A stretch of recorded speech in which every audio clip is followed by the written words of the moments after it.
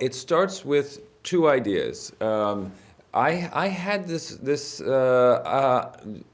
idea for some years that I wanted to do a second stop-motion animated film. I'd done one before, Fantastic Mr. Fox, and that I wanted to do one that was dogs.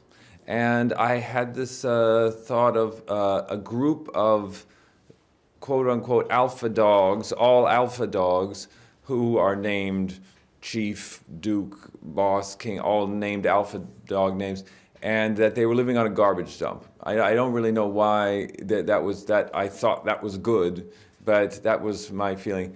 And I brought this to Jason Schwartzman and Roman Coppola, my old friends, two of my closest friends, and we've worked together before on other stories, and told them, and we started talking about it as something to write together.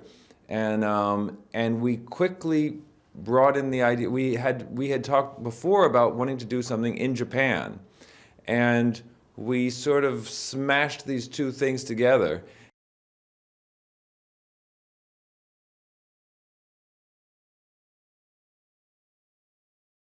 I've spent a bit of time in Japan, but more than my own very limited experiences really in Japan is Japanese movies. That's really the inspiration, and it isn't Japanese movies today. It's Japanese. It's particularly the 50s and 60s. Really, the two greatest inspirations for us. Maybe there's four. There's Akira Kurosawa. There's Miyazaki. There's Kurosawa and Miyazaki. And then there's Hokusai and Hiroshige, the printmakers.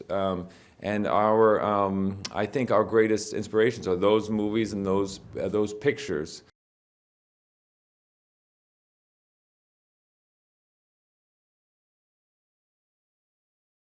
The setting is the city of Megasaki, 20 years in the future. The government of the mayor, Mayor Kobayashi, a corrupt and powerful mayor of the city, has launched a campaign to his cat-loving Kobayashi dynasty has launched a campaign to exile the dogs of the city, and the dogs have all been sent to this garbage dump trash island. And the story really begins when the mayor's adopted son, his ward, Atari, flies to the island on a small airplane that he sort of hijacks, and he sets off in search of his bodyguard dog that they had assigned him years before. And the story is really how this group of dogs he meets on the island help him search for his dog.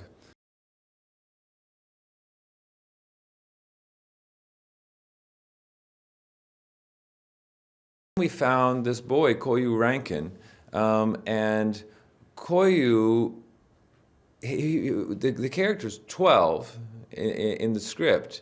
Koyu was actually 8. Which is much younger than you would ever cast in a live-action movie. Somebody to play a 12-year-old. It's like, it would be like casting a 20-year-old to play a 60-year-old almost.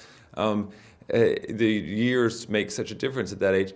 But he had a great, he just has a great voice. And the puppet we ended up designing is, I think, inspired by his performance. Really, it's inspired by the way he did the character.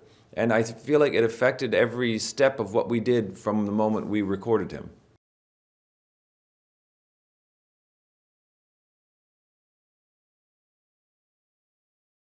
He has a pride that's not, but it isn't like pride, it isn't the sin of pride. It's more, he has, I guess, self-esteem or something, and a belief in what he thinks is right and so on. And he has a good moral compass in a place that has lost its moral compass.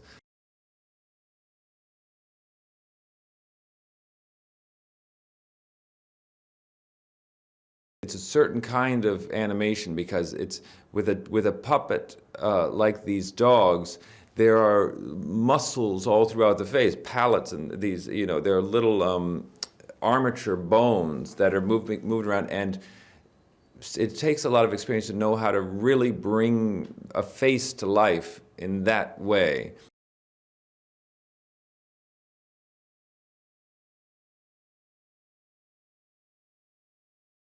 The thing I enjoy in particular about working with the actors for a movie like this is you use the rehearsal. I mean, once they say it in any context, you have it. It's not like there's no set. Nothing has to be technically right except that the microphone, except that somebody had pressed record, basically. And you can use a half a sentence of this, you can use anything anybody says, and we edit it and work with it, and we animate to it, and we use it. So there's such freedom in the way that, you're capturing the performances. It's particularly suited to stop motion because when you're animating a puppet to something that it's such a prepared kind of medium, but when a puppet seems to be reacting to something totally spontaneous, even though if you track it back, you realize they had to have this spontaneity a long time before they were animating it, but it still kind of somehow stays in there. That's oddly the thing I like the most about stop motion animation performances, the spontaneity.